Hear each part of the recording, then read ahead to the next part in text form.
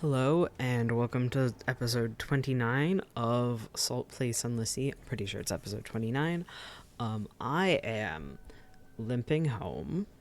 Limping home.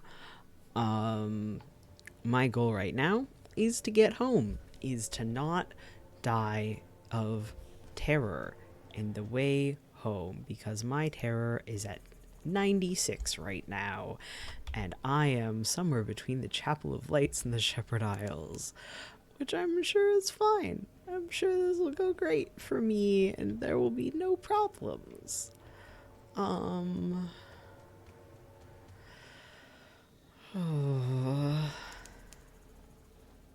I'm not even gonna read off my objectives because the only important objective here is that I don't fucking die of. Oh, great. Fine, I'll fight you.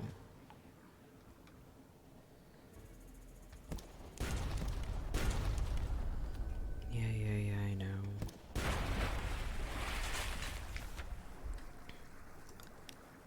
Cache of curiosities. Crates. 5 supplies. Oh, that's wonderful. That is great news, but it does not help me go faster.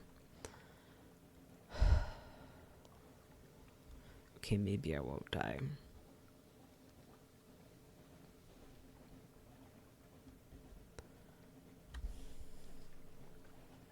And somehow my terror went down a ton. Interesting.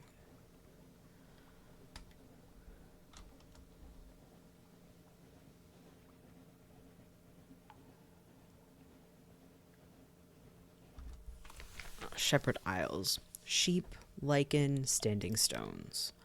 Of course, the bearded watchman tells you there are no actual shepherds on the Shepherd Isles. Sheep are mostly illegal here. No, indeed. It's just the name of the gentleman that found the islands. Greybeard, sitting in the village square, nods solemnly. No sheep, one says, but plenty of tales. Ask us anything. Let's have a picnic at the Standing Stones. The bearded villagers will sell you mutton stew and kefir and stone bottles of cold, fresh spring water and row you over to the stones. Your sailors watch a peaceful afternoon. Your sailors watch the fireflies shimmer, swap shanties, pass around the grog and shy stones at the more vampirically inclined zebats. Oh, that means like throw. Okay. Grasses nod in the breeze. Across the dark water, the lights of Abbey Rock glow watchfully. And compile a report. Oh, my. Oh, yes. There's been goings on. I don't want to make this episode too long with how slow I'm going to be going, so I'm just going to head out from there. Glad to decrease my terror some. Very nice, honestly. Next up is Abbey Rock.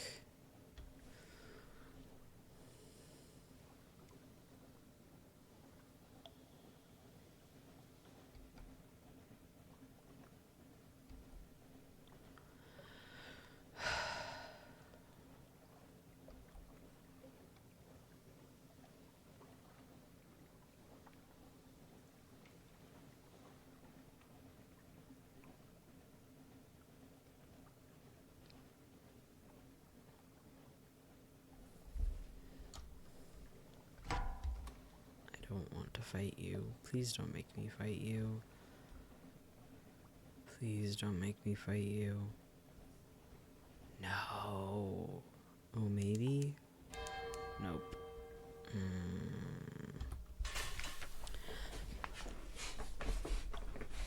Okay. Sorry about all that movement. Abbey Rock. Here, the Grim Sisters' lair. A black spit of an island, far from anywhere anyone would want to go, and that's how the Sisterhood likes it. Here stands their fortress convent. There are bear traps that look friendlier than this. Okay, compile a report. It's unlikely to be eventful. As always, nothing is happening. The sisters watch us. We feel their eyes. The sea crashes on the rocks, withdraws. The fortress stands stolid as the last year of a century. The greatest peril you risk here is a certain purpleness of prose. Knock at the iron-studded gates with news. Perhaps they'll find it valuable. Brief attention. The muscular prioress, the abbess's lieutenant, comes to the door to listen. She nods and makes notes. She pays particular attention to news of marsh beast predations and the traffic of the rooftops. In return, she offers a rather perfunctory blessing, but the blessing reassures your crew. Watch the convent, wait a while and see. Ooh. Huh. Ask the sisters to arrange the adventuress's death. She wants to die gloriously. They look like the kind of people who can help. We won't fight you. Not to the death. That's not really us. But we can bring you something that will end you, an old adversary of ours. Be sure that it will end you, but fight hard, and you might wound it. That wound will remain as long as it does, which may be forever, and one day it may take that wound into the sky. Sound good? We'll need something to lure him. Bring us, appropriate texts. Yes, I'm serious. Bring 5 units of romantic literature to Abbey Rock. You can find it at the Connate. Interesting. I think I still have one of those. Yes, I do. Okay. Watch the convent. Wait a while and see. Dangerous training. Like huge and deadly herons, the sisters stalk along the very tops of the walls. You watch through a spyglass as they leap and whirl, slashing at each other with a variety of frightening weapons. God, one of them just turned a somersault. And let's offer a gift. The sisterhood respects 2 things: unswerving decades of fidelity to a wholly secret purpose, and the ability to shoot straight. Perhaps you can demonstrate the second. This will reduce terror. Great. Ooh, okay. A narrow hospitality. The muscular prioress inspects your trophy. I'll put it with the others, she says. Her tone suggests grudging respect. You and no more than 3 sailors are invited to dine with them that evening. And you do, on black laver bread and overcooked cavern trout, among fierce women with spiked rosaries. One of them hacks up her trout with an axe, but at the end of the evening, when the plates are cleared away, the room goes quiet. A tall nun with a startling strabismus sings in a rich, deep voice like a stolen sunset about the hills of our homeland far above. Firelight flickers on the faces of your crew. Okay, I think I'm going to do that one more time and say 65 terror is okay amount to have as I limp home. I'm not going to stop by the salt lions. It's literally pointless. I believe I already went by Hunter's Keep this expedition, so now it's just a straight shot home. Okay, I'm more convinced that I'm going to make it home now. I don't know what I'm going to do about money, though, because I'm fucking poor as hell. No, okay, fine.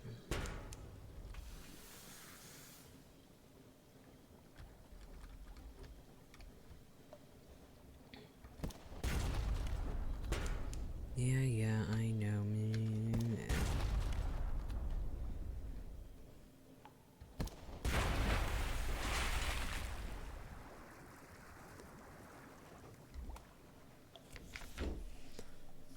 Huh. A kind of obsession. A stoker approaches you in your cabin. Captain, she says, that thing in the hold, it's dreaming about us. It means us no good. No good at all. What the fuck thing in the hold?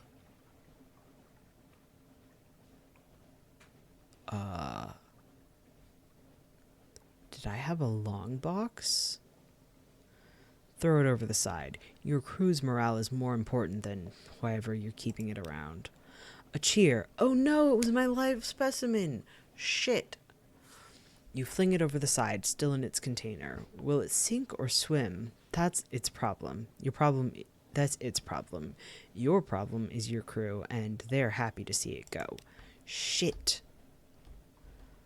I thought it was going to be like, oh, you have a long box and you've just thrown it out, but no. Gilliflower's end. The gilliflower. Is it a young jellyfish? A lesser subspecies? Do the dreams of jellyfish become real? In any case, now it's a sad slick of goo dissolving into the sea. Let it disperse. Watch its oil rainbow colors fade. Gained 1 Z store. Oh, sorry. A face. It looks very like flourishing of years. The grand shine face. Fuck. It looks very like flourishing of years. The grand shrine face of visage. Something about the eyes, the sternness of the mouth. Perhaps only that it stares at the roof. Perhaps only that it stares at the roof, just as flourishing of years does. Now it dissolves.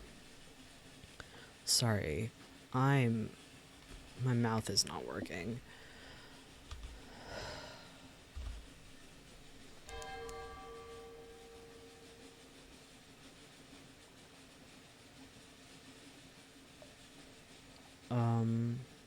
If you hear grinding in the background, it's the snow cone machine in the kitchen. It looks like it's audible, but I can't tell.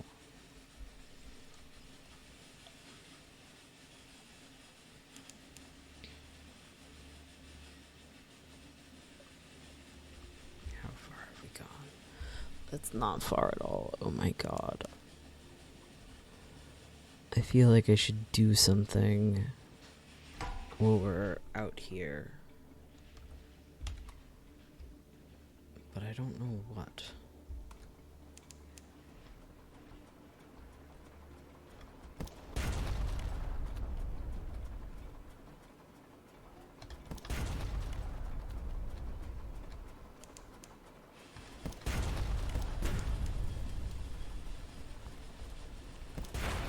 Okay. You've destroyed a pirate frigate. The ship is yours. What will you do with her? Gain supplies, fuel, and 5 more supplies. Okay.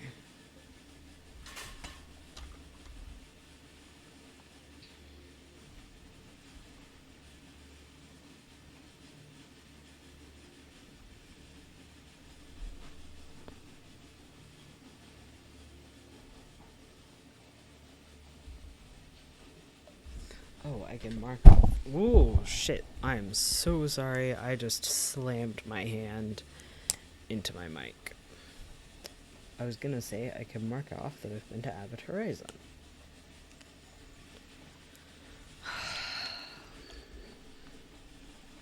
I don't have any money. I can't hire more crew if I don't have any money.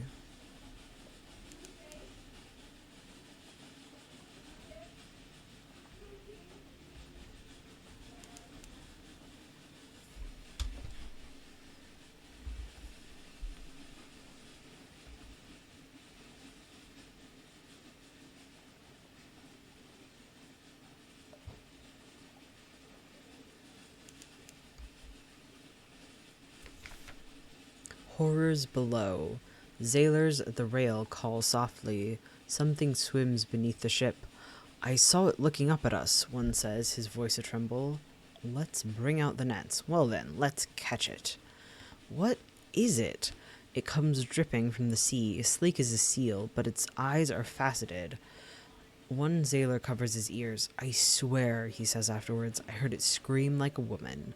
You now have one strange catch. Great.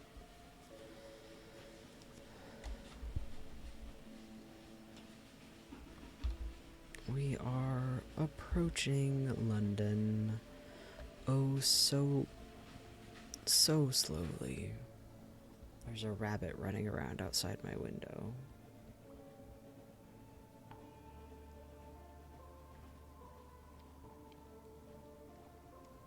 I feel like I haven't seen any baby rabbits this year. Wrong button.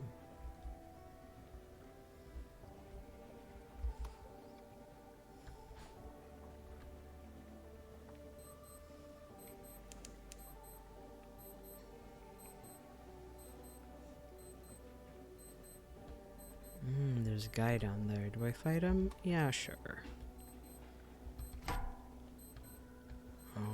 Something in my room is beeping. Oh, it's my watch. Why did I have an alarm on?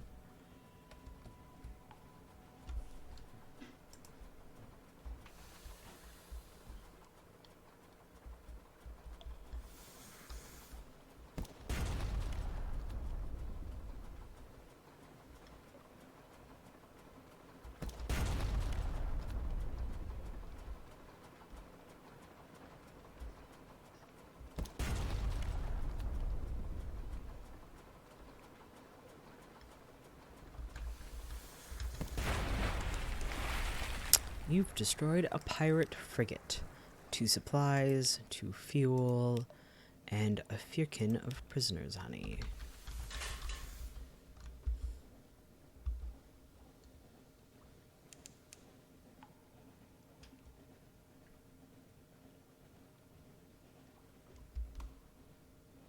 I am far enough out for that to help. Cool.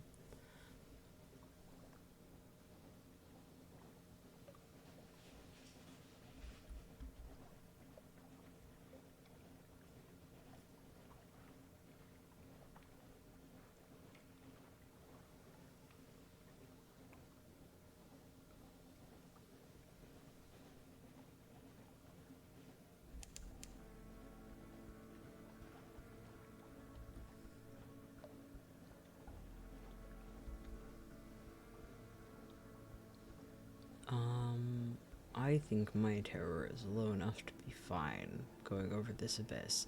Also, I'm pretty sure it was that tentacle dialogue that happened when I died when I went over an abyss. So perhaps I have misidentified how bad going over abysses is when you are high in terror.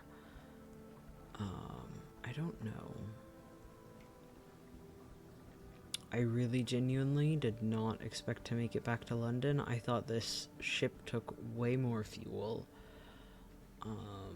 Especially because I wanted to have the light on the whole time. So I guess also I was thinking, you know, super high terror. But like, my terror is all the way down to 55. That's pretty fucking good.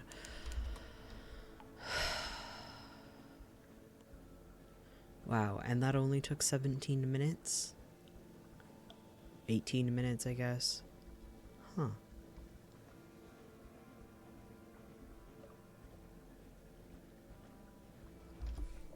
Okay. An inspection by the Ministry of Public Decency. Some things are too illegal for the Customs Service to admit the existence of. The Ministry are here looking for those. Nothing to hide. You shrug and invite them to search your ship as thoroughly as they would like. They leave scuff marks on the newly scrubbed decks and take great pleasure in tangling the rigging. They find nothing more dangerous than a moldy ship's biscuit. A breath of relief. As soon as the gangplank touches the quayside, the terrors of the deep sea lighten, walk taller, smile more readily. But what dreams may cling? Collect messages from the harbor master. All the clatter and song of the dockside. It soothes the soul. Are there messages for you? A bunch of shit. Let's check out the alarming scholar. A little present from the scholar. You've been so very helpful. I wanted to give you something for your next voyage. I bottled it myself. Dark glass. It smells pickled, chemical, salty. Once, it might have been eel flesh, but the scholar assures you that it has vital and nutritional virtues. Save it for an emergency, perhaps. 2 supplies. Okay. What else do I need to do? I need to turn in... I'm going to keep the strategic information and make it into vital intelligence. But let's submit some port reports. Again, I want to see if I could submit the Shepherd Isles as fact. It's always more fun that way. Damn. But I still get shit out of it. Abbey Rock. Chapel of Lights. Avid Horizon. Frost Found. Codex. Ask if there's anything in particular they need. Well, if we can be assured of your discretion, the Admiral will see you now.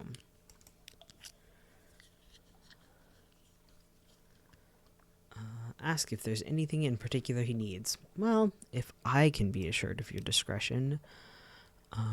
Strategic information from Port Cecil. Okay, so that's two things that want me to go to Port Cecil next episode. Anything else? No, not really. Okay. A new recruit. I could get the Genial Magician, or I could get crew, because I really need crew. Oh, I should assign... No, she hasn't died yet. Right. London, new recruit. I'll just engage a sailor.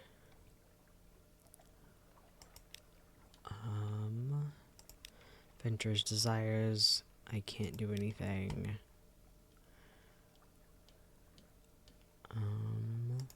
Is there anything in my hold to sell?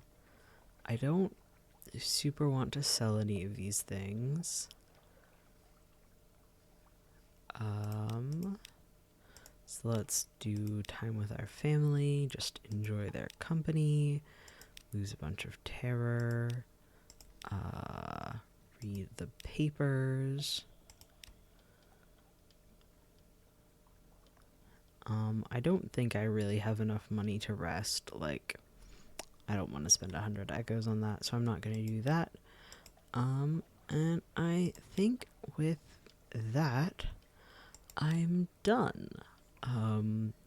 Sorry to anybody who heard me going this whole episode like, oh, I think I'm gonna die, and looked at this being shorter than I try for, and were like, shit, Z really is gonna die. I didn't, so that's good. Thank you for listening, watching this, the 29th episode of Salt Play Sunless Sea. I will see you later. Goodbye. Hey, maybe I will tack this onto the end of episode 27. I had just remembered that I needed to hire a bunch more crew. And then I often do this thing where I just really quickly go E back and forth, to make sure that it's really saved. And this popped up. So, never knew ye. Look around. Who was here? Gone. There was a woman in a purple dress. Vanished. Sailors smile cautiously and duck their heads when you ask what happened to the lady in lilac. There must have been some sort of disagreement. If only you could remember the details. So, that's that. I guess she's gone now. Hopefully I don't have any video editing software anywhere on my computer, so I'm gonna have to figure out how to attach this. And with that, for real, goodbye. Whew.